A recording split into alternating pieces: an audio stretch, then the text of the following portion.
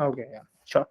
So yeah, so okay, so we have one thing called as, so I have told, like, we have Salesforce worker that will take care of the single object.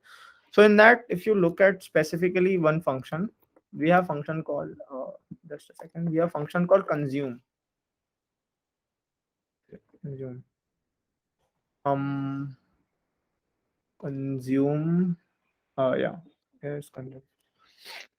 So if you look at this consume, and if you look at the usages of this consume, so what will happen exactly is, so we have many ways to fetch the records in Salesforce. So let's suppose we have fetched records somehow via query all endpoint. So we have fired a query via query all endpoint and we got the response. So what we do, we will get the response, and what we do then, we'll consume that response. Now in consumption, let's see what we'll do. Then in consumption, what we'll do, we will go through each and every record and we will merge those records. Now what's mean by the merge is that, so let's suppose we I have let's suppose I have five records, 1, 2, 3, 4, 5, and I will go through each and every record and merge those records. Let's suppose I have gone through five. Uh, let's suppose I am creating the answer, some answer I am creating, right? I have gone through the record one and I have added that thing in the answer. Uh, Now I have gone through the second and I want to merge this to my answer. Then I will add another thing to my answer. Then I will go through the three. Then I have to merge that thing to the answer. Then I will go to three. Now, what exactly we do in merge? That is where we play with the modes thing. So we do merge for every operation, irrespective of we are doing delete. Sorry, irrespective of whether we are in history mode, legacy mode, or whichever mode it is. We will merge for each and every row that we get. Now, let's suppose we have fired this function merge. Now we will first see that that is deleted is true or not. So if is deleted is true, we go inside this all stuff, and especially if you see here, then what we do, we fire this one function called as delete record function. And what we do in this delete record function is that we fire output dot delete, right? So we fire with the table definition, we fire the delete with the primary key and also the date. So if you look at the core operations, so core operations have two modes. Like if you see the upsert, so there are two upserts. One is normal upsert with the table name and the value of the row, and one upsert is the table name with the value as well as the operation timestamp.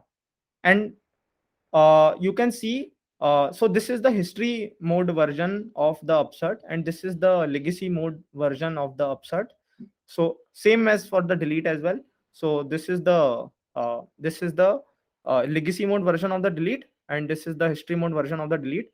Now how I am calling it as the history mode version of the delete, because with the table and the delete keys you also have to give the operation timestamp as well. Now why we are passing the operation timestamp to the core? Because all this thing start end, all this thing is being decided by the core, and this is the operation timestamp that we get here. This operation timestamp is the system mod stamp. So we are passing this thing to the core, and then core will adding this core or warehouse is adding this stuff uh, in the start and active thing. So that's what we do here. So if you see in the delete, uh, so for this delete you see that we have done normal delete with the table definition and the id, primary key, that is the primary key. But with this thing, but with the history mode, we have done table definition with the primary key and also the deleted date of that record, because it will help the warehouse to understand that this record got deleted at this time, and in history we need this delete date to update the end of the records. And yeah, so this is one thing. This is for delete.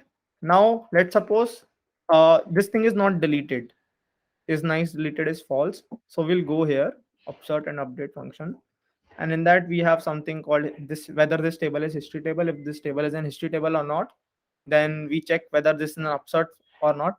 if we want to do upsert, then we upsert for history table.